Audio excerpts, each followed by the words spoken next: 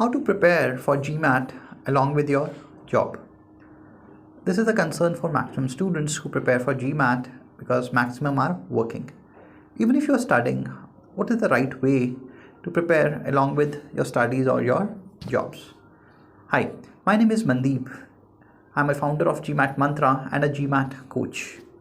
At GMAT Mantra, we tell students how to study first and then we tell what to study.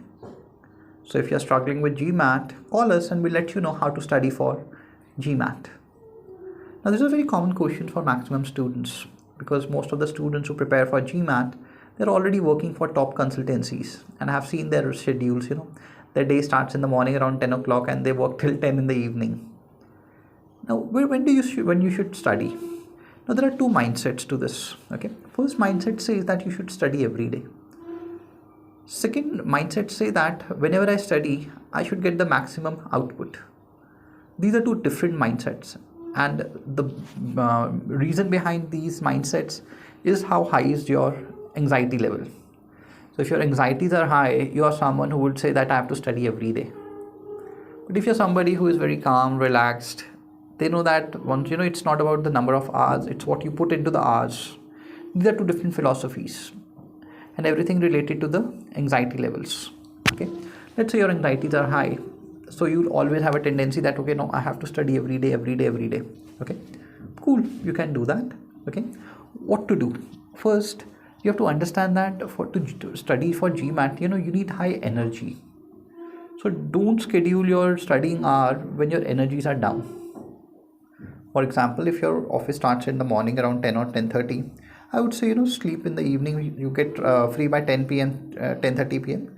Around 11:30 sleep and wake up around 7:30. Have a good sleep. Okay, once you wake up, take first hour you can invest on GMAT, because to study for GMAT you need energy, and you get energy from good sleep. Okay, so that's one way. Now you are somebody whose day starts pretty common around 8:30 and you reach home by 5:30. In that case, I normally recommend that once you reach home, take a nap of half an hour, okay, or maybe 1 hour, and then after that you wake up, then study for GMAT. Don't study for GMAT once you're done with your office, because you have already invested around 9-10 hours in one thing. Then you want to get into something which is difficult, because GMAT is not your day-to-day work. It's something which is uncertain, which is new to you, which require energy, patience. So always sleep and then study. This is one thing. Second side is that if you're working, don't study for GMAT during the weekdays. Best way is to study on weekends. See, let's say if you study for 1 hour or 2 hours each day, in maximum time you will observe that at those times you're just studying for 15-20 minutes. Rest of the time you're thinking. This is what happens with maximum students. Okay, so your output is almost nil. Okay, but if you just study on just Saturday and Sunday. Now how do I recommend that on Saturday and Sunday always wake up late, always complete your sleep. I'm stressing upon sleep that because the major reason, the most of my students who comes to me, they are deprived of sleep. They don't have energies to focus on something. So you have to have complete have a good sleep so that you can have good energies. Okay, so always wake up late. Let's say you wake up at 7, wake up at 9. Okay, so let's say you wake up at 9. Okay, from 10 o'clock, you just get fresh, have your breakfast from 10 to 11:30. Okay, that's one slot. Study in that one slot. But before you study, you should know what to study. Okay, so always plan a day before. Okay, so Friday night you sit and you tell what am I going to study in that 1.5 hours. Okay, so 10 to 11:30 you start. Then take 1 hour break. I normally what I recommend is sleep in that 1 hour. Don't do anything, because my focus is to conserve the energy. Okay, so from 11:30 to 12:30 sleep. Whether you get a sleep or not, just close your eyes, relax. Wake up at 12:30. From 12:30 to 2 again study. 2 to 3 take a break, have your lunch, sleep.